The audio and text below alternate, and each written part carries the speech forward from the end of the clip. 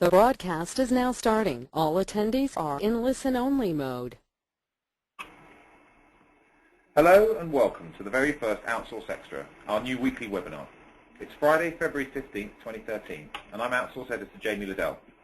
Each week at this time, I'll be hosting what we hope will quickly become an absolutely indispensable part of your schedules, taking a sideways look at the outsourcing and business transformation space. While the format for this show might vary from week to week, we're hoping to establish one constant from the beginning. Whatever the content, we want this to be as interactive an event as possible, so please feel free to send us your questions, opinions, or straight-up abuse using the chat or question function, and we'll try to share as many of your thoughts as possible. Before I introduce our interviewee for today, on the subject of opinion, I'm going to take advantage of my privileged position here to start this first instalment of OutsourceXtra with a suggestion, perhaps a mere hint of a polemic. Not just because I love the sound of my own voice, but because I think this is an important and frequently overlooked debate to which the Outsource magazine community can make an important contribution. Towards the end of last month, one of our columnists, Martin Conboy, wrote an article entitled "Outsourcing Makes the World a Better Place," which, gratuitous plug, you can read on the Outsource website, which is, of course, at www.outsourcemagazine.co.uk.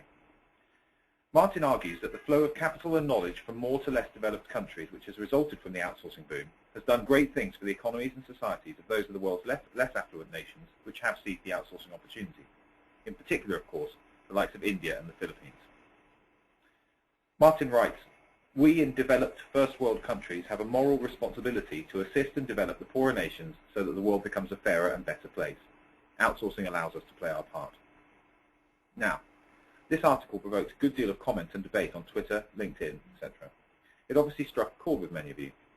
And it got me thinking, firstly about the broad thrust of Martin's argument, with which I pretty much agree, but then perhaps more profoundly about that issue of moral responsibility which Martin mentions, and about the very concept of morality within outsourcing. If you listened to the more rabid commentators during last year's US elections, it was impossible not to conclude that in many people's opinions, outsourcing, which was mostly being used as a synonym for offshoring, was an immoral activity, involving the transfer of jobs overseas to the detriment of US society. This is, of course, the flip side to Martin's belief in the socially transformative powers of outsourcing when applied to locations to which those jobs are being moved. Whether or not this is a zero-sum process, it was certainly presented as such by the pundits in the build-up to last November's vote. Other societies win, the US loses. We're probably all familiar with the economic arguments for and against this perspective, but what's interesting me at the moment is the moral angle, because the way I see it, outsourcing tends to operate within a framework which is far from immoral, but essentially amoral, in that decisions are taken based on what's best for the organization, which almost invariably means what's best for the bottom line over the long term, and that moral niceties are put to one side, at least in the discourse to which we're exposed to outsourcing events or in the pages of publications like our own. It's very rare to encounter a conversation about the ethical implications of outsourcing within the outsourcing community itself, which is odd because there are obvious ethical implications, for starters, and because this is a community at the heart of the extremely important changes being wrought by outsourcing and globalization more broadly.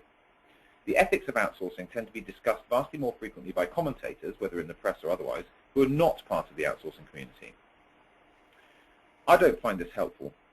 I say this firstly because, regardless of one's own ethical perspective, I think it's very dangerous for the outsourcing space to allow a conversation about morality in this area to take place without much input from those at the coalface. Taking a head-in-the-sand standpoint allows that conversation to be dominated by others, many of whom might be viscerally opposed to the concept. And this has the potential to lead to populist anti-outsourcing measures which might not be based on the correct, i.e. socio-economically coherent, logical foundations. But I also don't think it's helpful because I think a lot can be gained from having these conversations more openly within the community. A couple of weeks ago, I spoke at an industry event on a related topic, looking at the long-term impact on society, and specifically on the private sector, of job diminution as a result of automation and to a lesser extent outsourcing. And I was asking if there isn't a long-term danger to revenues inherent in removing human jobs, and hence consumer incomes, from the chain of production. Following this speech, I was approached by a number of people who said they'd had similar thoughts and believed this was a conversation which should be had more widely and more loudly. And I wondered why it wasn't already. Are we as a community scared to ask these tough questions because we might not like the answers we'd find? Or is it merely that actually the questions themselves, intellectually interesting though their exploration may be, aren't particularly relevant, as the organizational and economic dynamic is indeed an amoral, again not immoral, one, and that the conversation is at best peripheral? Obviously, I don't have those answers, for which I apologize wholeheartedly. I do think these questions are important, though. If Martin Conboy's article praising the ethical benefits of outsourcing got a good deal of play, then clearly at least one part of the ethical framework is of interest to the community. Shouldn't we all be a bit less scared of looking at the broader ethical picture, warts and all? Isn't it actually beholden upon us to do so? I'm keen to explore this in more detail going forward, so if you've got any immediate thoughts on this, you can send them over via the chat or question function, and we'll take a look a little bit later in the show. Longer term, of course, you can send any ideas to me at jamie.liddell@outsourcemagazine.co.uk, and perhaps we'll put a feature together in a forthcoming issue of the magazine. Moving on, it's time to introduce OutsourceXtra's very first guest, a privilege indeed, I'm sure, for him. We've got Andrew Burgess on the line to give some insights on the legal process outsourcing space. Many of you will be familiar with Andrew, but for those who aren't, he's a renowned figure in the advisory community who recently moved from Orbis Consulting to take up a role as a director at Source. He describes himself as a strategic advisor on outsourcing and transformation with a specific focus on the legal sector and has experience across buyer, vendor, and advisory spheres. Andrew, welcome to OutsourceXtra.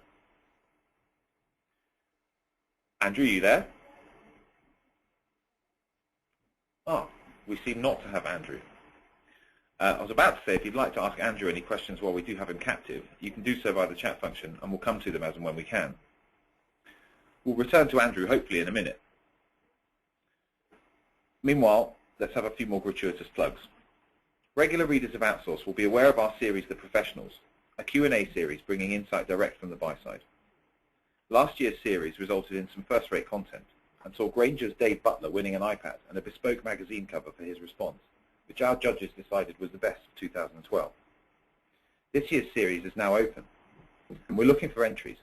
So if you're on the buy side and have some great learnings to share, or you know someone who is or does, please go to our website to find out more. Don't forget too, if you're not yet a subscriber to the print edition, you can apply for a free subscription at www.outsourcemagazine.co.uk/free. And if you're not yet following us on Twitter, you should do so immediately via OutsourceMag. We've already had a response in for my piece on the ethical framework. Technology doesn't replace jobs, it creates new ones. We don't bemoan the loss of buggy driver jobs, we created the car mechanic and spare parts industry. I guess you can't argue with that in a sense that it is a truism, but the flip side to that is that obviously as we increasingly automate and take jobs out for as a result of streamlining for a strategic purpose, you do end up, especially at a time of pretty rapid global population growth, which is something we also need to be aware of, you do end up with a situation whereby you have fewer and fewer people who are involved in a business, and obviously the ideal business from the shareholder's perspective would probably have no employees at all for reasons of cost efficiency. So you have fewer and fewer employees, and more and more automation, more and more technology, fewer and fewer earning consumers who are able to buy the products and services that company is producing. So while I agree that technology has been a driver of new jobs and new types of jobs over the last 100, 150 years, it's not necessarily continuing to play that role now. If you look at what's happening in the US and Europe specifically, you've got absolutely huge rates of unemployment historically, and you've got very few prospects for a lot of people who are coming into the job market. And part of the reason for that is that automation and outsourcing are removing the jobs which normally would have offered them opportunity. So I'm a bit concerned from the perspective of a taxpayer and a father about the prospects for the society and for my children down the line. Do we need to rethink the idea of a central planned society? Do we need to rethink the whole concept of what an economy is there for?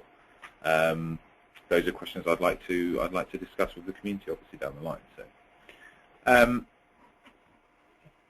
there's a response as well to that point. One of our listeners saying he was also talking about the Industrial Revolution rather than the technical revolution, not the correct analogy. I absolutely agree. I think the Industrial Revolution was obviously a huge transformation in terms of creating a vast number of new jobs very quickly and new production. I think the technical revolution that we're in now is probably absolutely increasing efficiencies totally from another level, totally to another level, sorry, but without that corollary increase of jobs. And I think it's an area of concern. Do I suggest we turn around and reverse outsourcing? No, of course not. Outsourcing has done amazing things for economies and societies and for the organisations that operate within them. And it would be a pretty odd position for me to take as editor of Outsource magazine, were I to disagree with that. What my concern is that there's no longer-term plan other than the bottom line, which is geared towards the societies within which we all live. And I think simply as a result of the roles that we in outsourcing play, as part of that, we are obliged, I think, to discuss the ethical framework of that and come up with some solutions to those problems. I'm not sure whether or not there are any solutions, but you know, I suppose we are in a situation where we really do need to take a look at that and perhaps as a society, as a community ourselves, come up with some answers. But, just checking, do we have Andrew back on the line?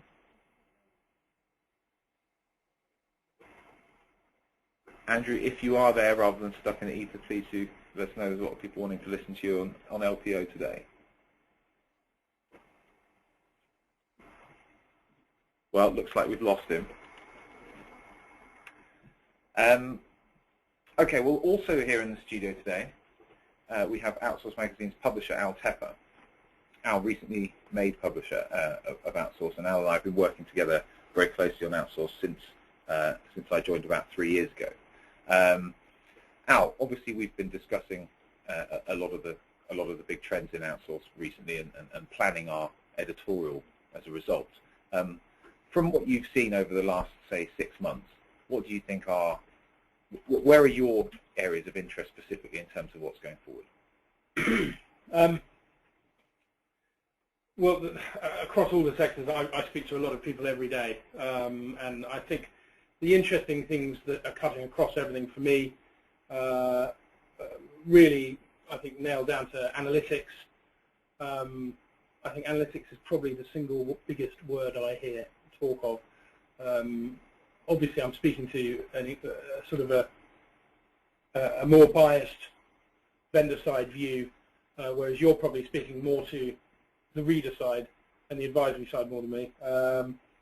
So analytics, definitely. I think next in my list of sort of hot, buzzy bingo words, obviously cloud is always there, but I think it's really maturing now. The solutions that I'm seeing from vendors that I'm talking to are frankly phenomenal.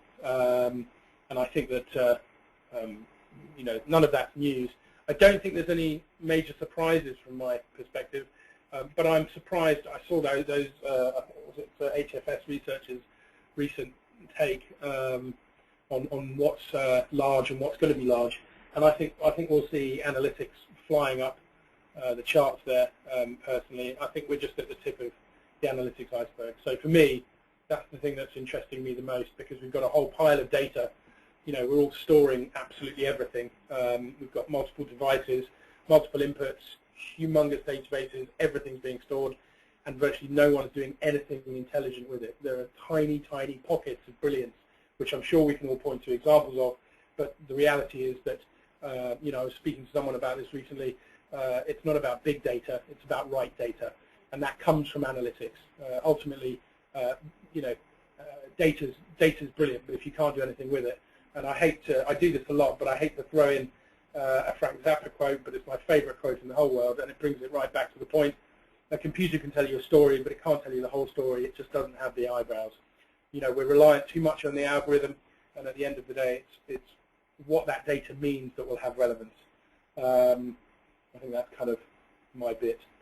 There's some interesting questions coming in, actually, Jamie. I don't know if you want to dive onto that from Greg. So Greg's asked, in regard to outsourcing as a moral positive, you mentioned that the main industry driver is the short-term benefits. Are there also long-term negatives as how we train the offshore countries and how to compete with our industry? Well, I guess from Martin Conboy's perspective, those long-term benefits would, the long-term negatives to one country would be long-term benefits for another, in the sense of, yes, fine, they are being brought up, if you like, to compete. but that's got to be a good thing for the people within that country. So if we still look at it as a kind of nation versus nation game of risk type argument, then perhaps you're right. I guess there's a bit of me, the kind of tree-hugging hippie in me, that would like to think that we could possibly get to a kind of bit of a better place than that in terms of helping each other out across national borders. But I guess we're a long way off that, unfortunately. But certainly, I think if you look at it from a purely protectionist perspective, of course. But then, would you really want a world in which you had the old sort of the old world and the rich countries of the new world continuing to dominate and continuing to require vast swathes of the world to have markedly lower standards of living? I don't know. I think there's something to be said for Martin's argument that outsourcing brings knowledge and power and wealth to countries that have been in sore need of it for a long time. I think finally and delightfully we do have Andrew Burgess on the phone. Andrew, are you there? I am here, Jamie. Marvellous. We've managed to overcome our technical gremlins at last. Well, look, another very brief introduction to Andrew. He's just joined Source as a director. He is a strategic advisor on outsourcing and transformation with a specific focus on the legal sector. So if you'd like to ask Andrew any questions while we do have him captive, please do so via the chat function. Andrew, meanwhile, to go straight in from me with a nice broad question, what's going on in the LPO space in 2013? Hi, Jamie. I think before we look at what's happening going forward, I think it's worth reminding ourselves that the LPO industry is still very nascent, and it's still got quite a long way to go before it reaches its full potential.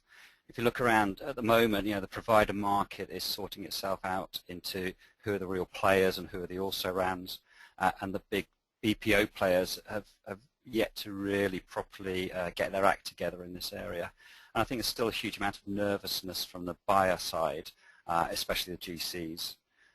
But having said that, things are moving very fast. There are some changes almost every week in the sector, and it's developing very quickly. Numbers that are quoted, growth estimates range from what would be a healthy 28% right up to a huge 60%. So I think for 2013, there are probably four main trends that I'd like to focus on here. The first on the supply side of the equation, the providers are definitely maturing. So I think you've got a handful of good, trusted advisors, trusted providers in the marketplace, and there are only a handful. I think it's a relatively small number at the moment, but companies that large corporations would feel comfortable going to and letting these companies handle their sensitive data, sensitive matters, etc. There are some very poor ones as well. I always talk about there being a very long tail in terms of the provider market, and you go right down to the bottom end. There's 3 or 4 man bands in an office in Delhi somewhere, trying their best to crack into the LPO market. But I think over the year and 2014, etc. I think the market will sort itself out, and it will those ones will drop away quickly, and I think it'll probably consolidate very quickly into some major suppliers there, just as the IT industry did. And that may be achieved through mergers or some of the BPO players coming into the marketplace. As I said, at the moment they haven't really cracked the market. The BPO players, I'm talking about the ITO players, HCL, Wipro, WNS, those sorts of people, all have offerings and have great process methodologies, great technologies, but they don't really have the experience and the lawyer capability that clients are looking for at the moment. So merger kind of makes a lot of sense. There was the case of Thomson Reuters buying Pangea 3 a while ago.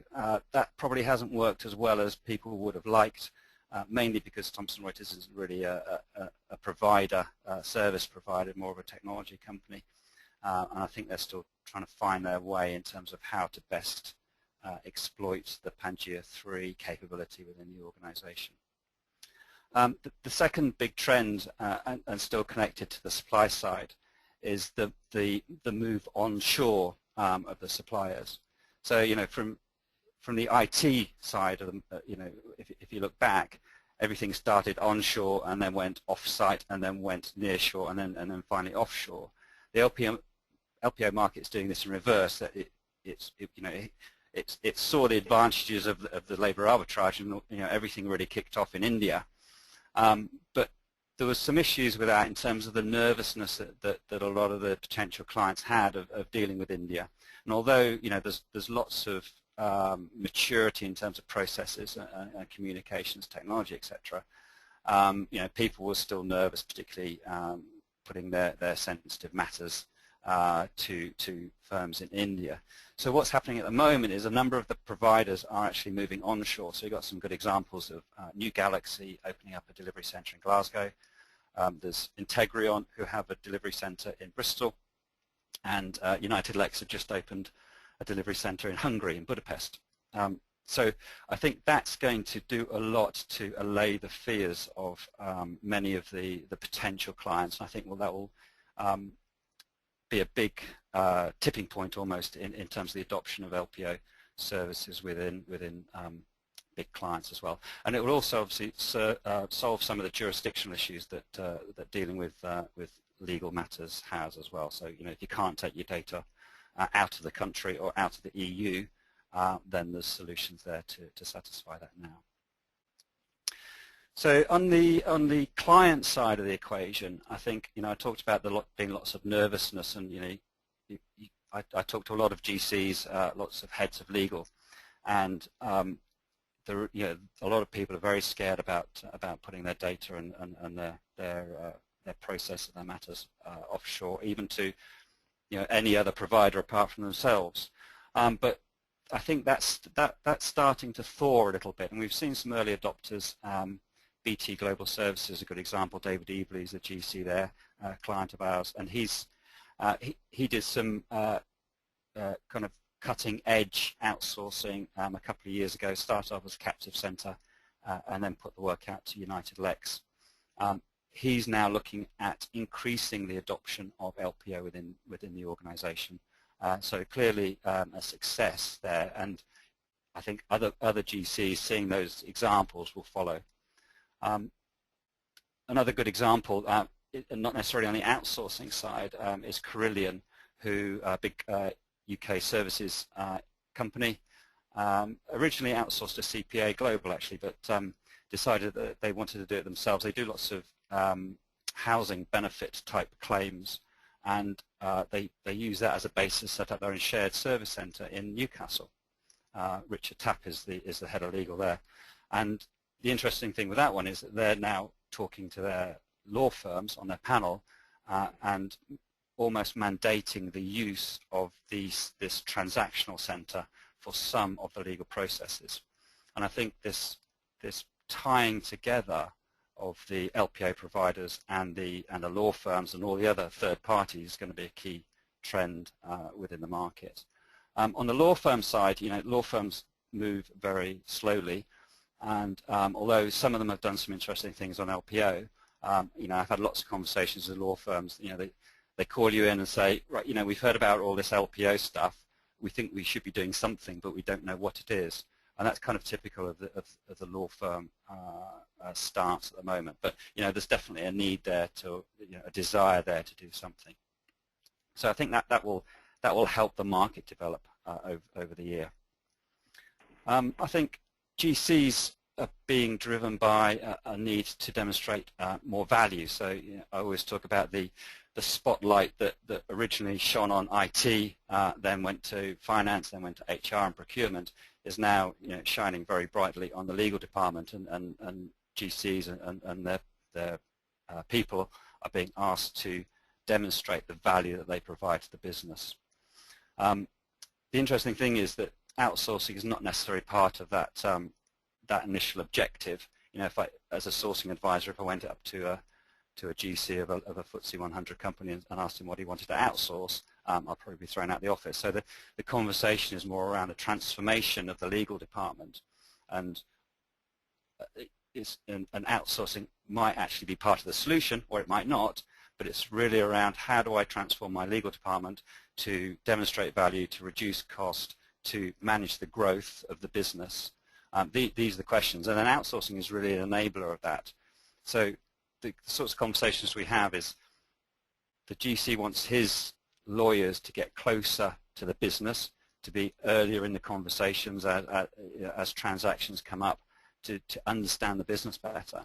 But to do that, lawyers must understand the business, but they must have more time to do it, because all lawyers are very, very busy, so they must have time freed up. And the way to do that is to essentially identify those processes that can be platformed, can be made common, put into shared service centers, to free up the time for the lawyers. So that's really where the big move at the moment is. And of course, outsourcing plays a really big part in that. So you might not necessarily outsource straight away, but centralizing the processes, making them common, and then outsourcing seems to be a typical, well, not typical because there's not that many examples, but seems to be the trend at the moment within the corporate side of the community.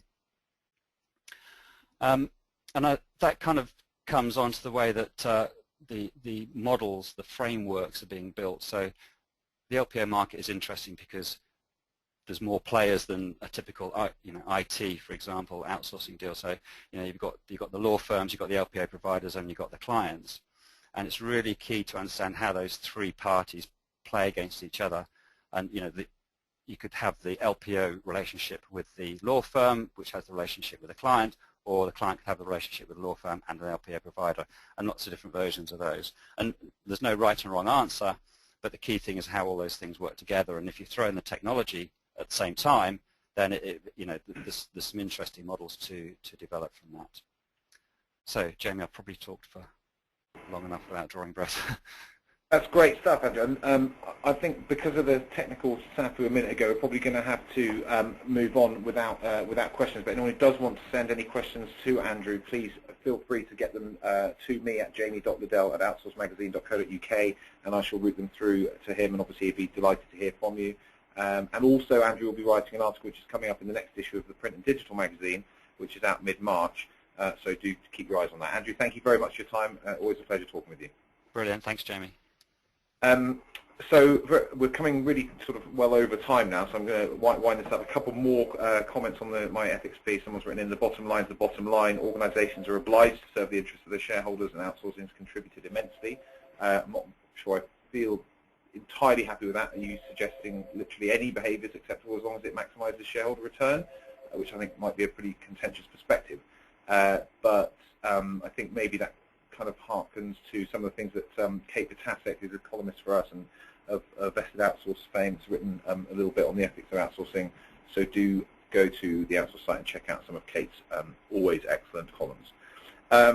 So that's it from our first Outsource Extra. I hope this has been valuable and enjoyable, and obviously would really love to hear from you. What did you guys like? What didn't you like?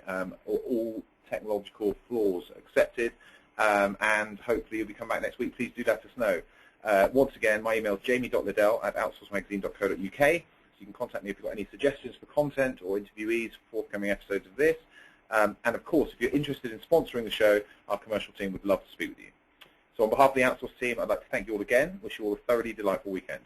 Goodbye for now.